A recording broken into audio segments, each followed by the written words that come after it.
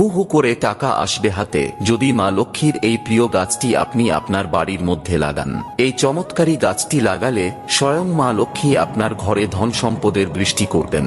কি সেই গাছ, সেটা জানার আগে শ্রীকৃষ্ণের ভক্তরা একটি লাইক করে কমেন্টে হরে কৃষ্ণ লিখে যাবেন।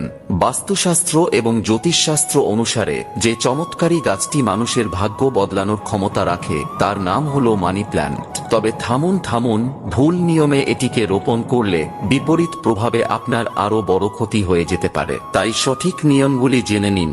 নাম্বার 1, বাস্তুশাস্ত্র মতে বিশেষ ফল পেতে এই গাছকে সবসময় বাড়ির দক্ষিণ পূর্ব দিকেই লাগানো উচিত। জায়গা না থাকলে অন্য স্থানেও এটিকে লাগাতে পারেন, তবে খেয়াল রাখবেন বাড়ির উত্তর পূর্ব দিকে এটিকে ভুলেও কখনো রাখবেন না। নাম্বার 2, খেয়াল রাখবেন এই গাছের লতা যেন সবসময় উপরের দিকেই বাড়ে। নিচের দিকে এলে সেটি একটি খুবই অশুভ লক্ষণ।